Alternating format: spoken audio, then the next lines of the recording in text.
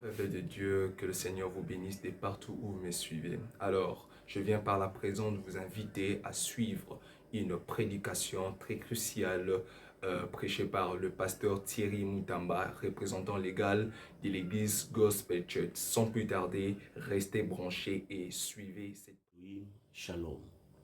Nous bénissons le Seigneur qui nous a donné l'opportunité de nous retrouver encore aujourd'hui autour de sa parole pour être bénis. Vous êtes si nombreux à nous suivre partout dans le monde et précisément dans la République démocratique du Congo où se trouve notre siège social. Nous sommes pasteurs de l'église Gospel Church qui a comme siège Kinshasa. Mais nous sommes aussi éparpillés partout dans le monde pour la cause de l'évangile. Et c'est pour cette raison que je me présente devant vous ce matin ou ce soir. Tout dépend de l'heure à laquelle vous vous retrouvez dans votre pays. Merci encore une fois de plus d'avoir l'amabilité de transmettre, de partager ce message à plusieurs personnes.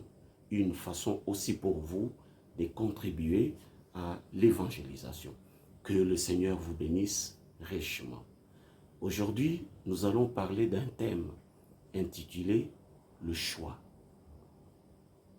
Prenez votre bloc-notes et votre stylo, notez tous les versets et tout le point frappant que nous allons épingler sur cette prédication. Soyez encore bénis une fois de plus. Le choix. Pourquoi ce thème, le choix? C'est parce que, bien aimé, si vous regardez bien le monde, chaque jour, l'homme est appelé à opérer un choix. Chaque jour. Et si vous observez très bien comment les choses se passent ici sur la terre, on dirait tout est résultat d'un choix. Vous avez besoin de choisir les amis avec lesquels vous allez partager votre vie. Pour avoir une femme, il faut faire le choix. Pour avoir un mari, il faut encore faire un choix. Même les études que vous allez faire, ça nécessite un choix. L'église, la communauté à laquelle vous allez appartenir, c'est aussi un choix. Le travail que vous allez faire dans la vie, c'est aussi un choix. Même le vêtement que vous devez porter, c'est aussi un choix. Donc, j'ai comme l'impression que tout tourne autour du choix. C'est pourquoi les choix méritent d'être traités bibliquement afin de vous aider à mieux choisir. Mais non, la vie de l'homme est parfois la conséquence de son choix. Prenons dans le domaine de mariage, vous savez qu'il y a beaucoup de gens qui regrettent leur mariage. Pourquoi? À cause du choix qu'ils ont opéré. Il y a beaucoup de gens qui regrettent leur situation sociale à cause du choix qu'ils avaient opéré. Donc chaque jour, nous sommes butés à faire un choix judicieux. Et sachant que la conséquence liée au choix peut influencer positivement plutôt votre vie et peut aussi influencer négativement votre vie. Donc le choix, c'est vraiment quelque chose de très capital. Si vous choisissez mal ou que vous ne savez pas choisir, vous en subirez les conséquences. Et si vous choisissez bien et que vous savez choisir, faire le choix, bien aimé, vous en récolterez aussi le retombé. Alors, ensemble avec vous, nous allons prendre la Bible. Mais avant de lire les quelques versets bibliques, d'abord, nous retournons dans le jardin d'Éden. Qu'est-ce que nous retrouvons dans ce jardin? Dieu a mis un homme et une femme, Adam et Ève. Parmi le premier exercice de Dieu sur l'homme, Dieu lui a amené à opérer un choix. Vous mangerez du fruit de tous les arbres, sauf celui de l'arbre qui se trouve au milieu du jardin. L'homme et la femme étaient butés à un choix aussi. Malheureusement, ils avaient opéré un mauvais choix. Si aujourd'hui nous mourons, nous tombons malades et nous sommes en train de passer un mauvais moment sur cette terre qui était autrefois paradis pour nous, c'est à cause du choix qu'avaient opéré nos parents. Donc, vous aussi, derrière vous, il y a aussi une génération qui risquerait de subir les conséquences liées au choix que vous êtes en train d'opérer aujourd'hui. C'est pourquoi, bien-aimés, nous devons en parler. La femme de Lot, la Bible dit, cette femme était transformée en une masse de sel. Pourquoi? C'est à cause d'un choix. Sortez de cette ville et ne regardez pas en arrière. Mais cette femme-là elle avait fait un mauvais choix de tourner puis de regarder ce qui se passe derrière elle. La Bible dit, immédiatement, elle s'est transformée en une masse de sel. Et les historiens nous apprennent que cette masse existe jusqu'à aujourd'hui. Lot, qui était son mari, l'ange lui montre la direction à prendre. Mais curieusement, Lot avait aussi son choix. Il dira à l'ange que le chemin que tu me montres, je risquerais de ne même pas arriver. Le soufre tomberont sur moi. L'ange lui montre la direction.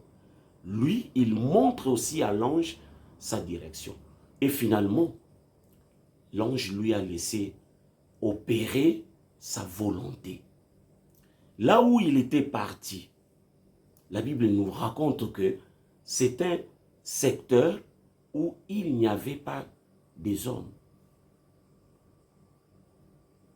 Lot était victime d'un inceste entre lui et ses deux filles. Et de cette union naquit le Moabite que nous lisons dans la Bible. Vous comprenez que le choix peut nous amener au bonheur s'il est bien fait.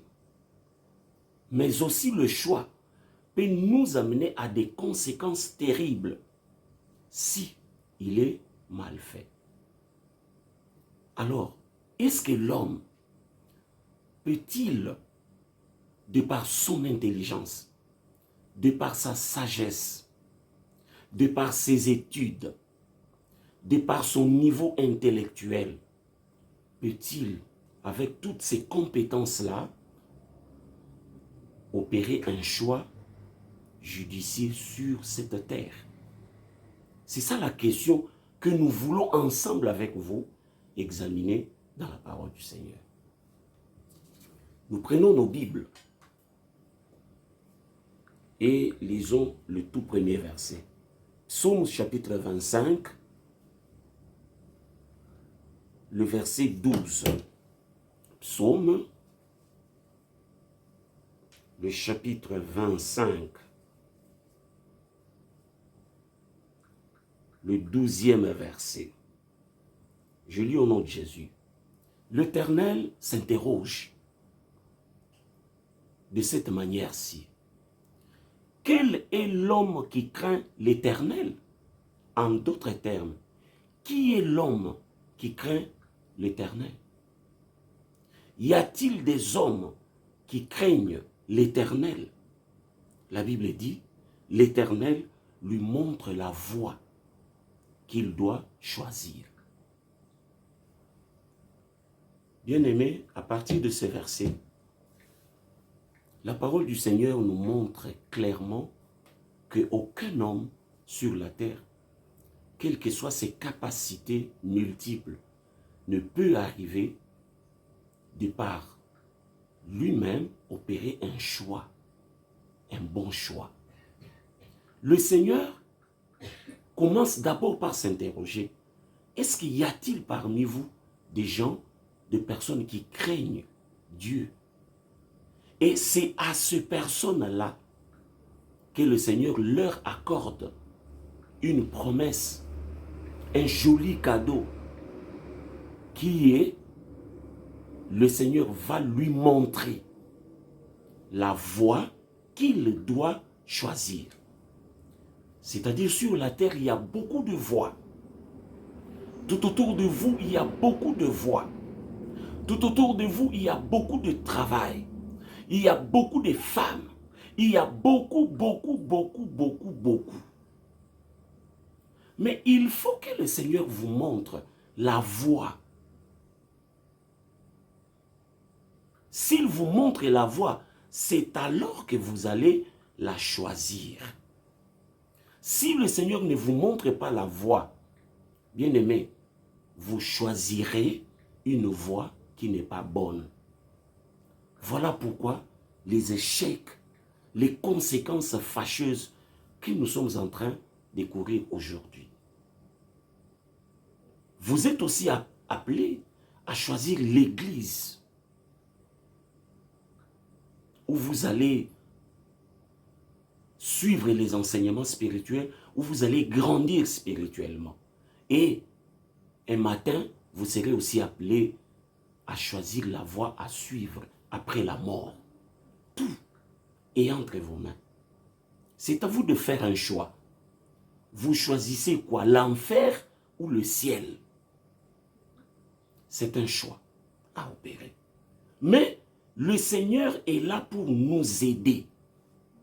S'il ne nous aide pas, bien-aimés, personne n'arrivera à opérer un bon choix. Il faut que le Seigneur vous montre la voie.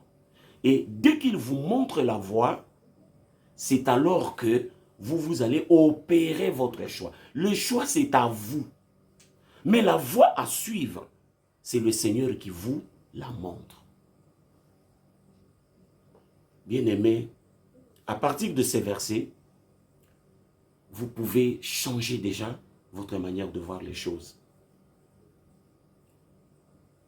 Vous pouvez vous attacher maintenant à Dieu sans distraction, sachant qu'il n'y a que lui qui peut vous montrer la femme avec qui vous allez vous marier, l'homme avec qui vous allez vous attacher, l'ami qui va vous accompagner, les lieux où vous allez habiter, les études que vous allez faire, l'église que vous allez appartenir.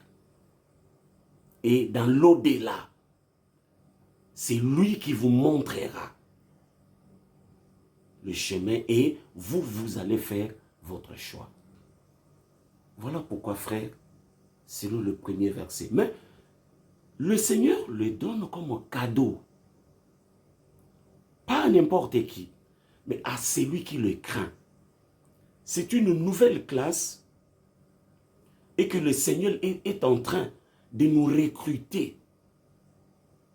Il lance un appel pathétique à tout le monde afin que nous puissions figurer tous dans cette catégorie des hommes qui craignent le Seigneur. Si quelqu'un dans sa vie ne craint pas Dieu, ne marche pas dans la sanctification, il se laisse conduire selon ses propres désirs, cet homme-là ne sera pas lié à cette promesse.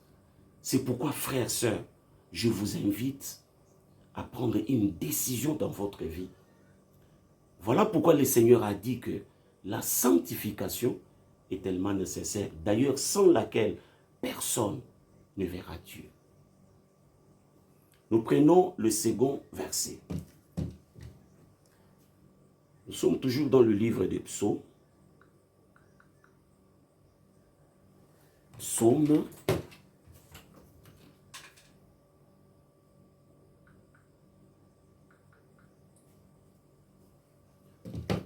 Nous sommes toujours dans le livre des psaumes, comme je l'avais dit tantôt. Maintenant, nous prenons le chapitre 119. Psaume 119. Le verset 30 et 31. Psaume 119, verset 30 et 31. La Bible nous dit ceci. Je m'attache à tes préceptes. Éternel, ne me rends point confus. David est en train de crier. Il dit, Seigneur, je m'attache à tes préceptes. Moi, je savais que un homme ne sera pas capable de s'attacher aux préceptes du Seigneur. J'ai comme l'impression que ça nous dépasse. Ce sont des choses qui sont difficiles à appliquer. Non. David était un homme comme vous et moi. Il était capable, il fait sa déclaration, sa prière devant Dieu. Il dit, Seigneur, je m'attache. Je m'attache. Au verset 30, il est dit, je place tes lois sous mes yeux. Je m'attache à ça, c'est-à-dire j'examine ça et puis j'exécute cela. Donc, l'homme peut faire ça, mon frère. Dieu ne peut jamais nous demander d'appliquer quelque chose qui dépasse notre capacité ou notre entendement. Non. Si le Seigneur nous le demande, c'est que nous sommes capables de le faire. La voix que vous entendez, qui vous dit que vous ne pourrez jamais faire ça, c'est le diable qui le dit. Lui, il était Dieu, mais il s'est comporté comme l'homme. Il est venu, il a porté la chair humaine. Tu sais, dans sa divinité, il ne mange pas, il ne dort ni ne sommeille. Mais quand il a revêtu la chair humaine, il était obligé de dormir. Vous savez ce que ça coûtait Jésus? Dormir pour quelqu'un qui ne dort ni ne sommeille. Vous savez ce que ça lui coûtait? Manger pour quelqu'un qui ne connaît pas ça. C'est de la même manière. Le Seigneur nous dit, il nous demande aussi de le faire, de devenir comme lui. Nous sommes capables de le faire. C'est le diable qui essaye de nous faire voir que nous ne serions jamais capables. Désobéir de maintenant à cette voie. Le verset 31, il renchérit. Je m'attache à tes préceptes éternels, ne me rends point confus. Je m'attache à toi, Seigneur, ne me rends point confus. Vous comprenez? Si aujourd'hui, nous sommes confondus, nous marchons dans la confusion, c'est parce que nous avions péché sur ce point. Nous ne voulons pas nous attacher aux préceptes des dieux qui sont dans sa parole. Nous prenons le troisième et le dernier verset, Luc chapitre 10. Luc 10, le verset 42. Oui, le Seigneur nous dit, une seule chose est nécessaire. Marie a choisi la bonne part qui ne lui sera point ôtée. Une chose est nécessaire. Le Seigneur nous amène dans l'histoire de Marie avec sa sœur, Marthe. Marie avait choisi de rester au pied de Jésus et suivre la parole. Sa sœur Marthe avait choisi d'aller préparer la nourriture pour le Seigneur. Et Jésus leur dit, une chose est nécessaire. Marie a choisi la bonne part. Je viens avec ce message pour vous aider. Le monde est un méandre. Et vous êtes là, nous sommes là, appelés à opérer un choix. Nous devons faire attention de ne pas nous confier à notre propre intelligence. Voudriez-vous vous marier? Prends le temps de prier le Seigneur Jésus. Qu'il vous montre la femme et que vous fassiez votre choix. Vous voulez continuer vos études quelque part? Demande l'aide du Seigneur. Tout ce que vous voulez faire, commencez d'abord par demander l'aide du Seigneur. Le seul qui connaît la voie qui est la meilleure. Et il va vous la montrer. Et c'est alors que vous allez faire votre choix. Le dernier choix, c'est votre éternité. Aujourd'hui, bien-aimés, si vous mourrez, vous irez où? Où comptez-vous vivre votre éternité? Il n'y a que deux voies. L'enfer et le ciel. C'est à vous de choisir. Mais moi, comme le Seigneur Jésus vous montre la meilleure voie, la bonne chose, le bon choix, c'est le paradis. Et le paradis, la vie du paradis, ça s'apprend ici sur la terre. C'est pourquoi, si vous n'aviez pas une église, prends la décision de retourner à l'église. Si vous aviez abandonné, arrêtez avec le Seigneur, compte tenu des problèmes, des difficultés, des situations que nous rencontrons. Bien-aimés, je vous exhorte à retourner aux mains du Seigneur, afin qu'il vous aide à opérer le choix. Merci mon bien-aimé, parce que vous avez accepté de suivre ce message. Notre numéro de téléphone apparaît sur l'écran et je voudrais conduire quelqu'un dans la prière. Si parmi vous qui me suivez, il y a quelqu'un qui a un choix à opérer et ne sait quoi faire. D'un côté, c'est le mariage qui arrive. De l'autre côté, au même moment, c'est le voyage vers l'étranger qui arrive. Et tu te poses la question de savoir qu'est-ce que je vais faire. Aujourd'hui, le Seigneur est venu te parler. Je vais vous aider par cette prière afin que le Seigneur vous aide à faire un choix meilleur. Parce que beaucoup de gens sont victimes de leur choix. Alors, le Seigneur ne veut pas que nous aussi, nous tombions dans le même piège. Notez bien ceci. Votre choix est la conséquence de votre vie sur la terre. Alors, le bon choix, aucun homme ne peut le faire. Il faut que le Seigneur vous montre la voie. Et c'est alors que vous allez choisir la voie que le Seigneur vous a montrée. Inclinons nos têtes dans la prière. Tendre Père, nous t'avons écouté et nous avons compris aujourd'hui, si nous sommes victimes d'échecs à répétition, c'est parce que nous nous croyons intelligents, nous nous croyons sages. Mais tu viens de nous montrer que la sagesse humaine, l'intelligence humaine, les capacités humaines ne sont pas capables de nous aider à opérer un choix meilleur.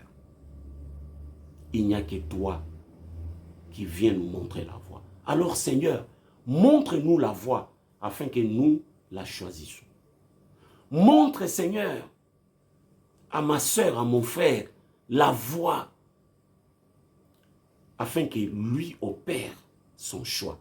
Car si tu ne nous montres pas la voie, nous allons faire un mauvais choix et nous allons sacrifier tout le reste de notre vie. Merci pour cette parole. Merci parce que tu nous as écoutés. Tu es celui qui nous parle, tantôt d'une manière, tantôt d'une autre. Révèle à quelqu'un le choix qu'il doit faire. Révèle à quelqu'un le choix qu'il doit opérer. Au nom de Jésus-Christ, notre Seigneur, nous avons ainsi prié. Amen. Merci bien-aimés. L'adresse de notre église, Gospel Church, apparaît sur l'écran. Vous pouvez aussi venir suivre les enseignements bibliques ensemble avec nous. Nous prions tous les mardis et tous les mercredis à partir de 18h jusqu'à 19h30 et tous les dimanches à partir de 9h jusqu'à 11h30. Soyez richement bénis au nom du Seigneur Jésus-Christ. Amen.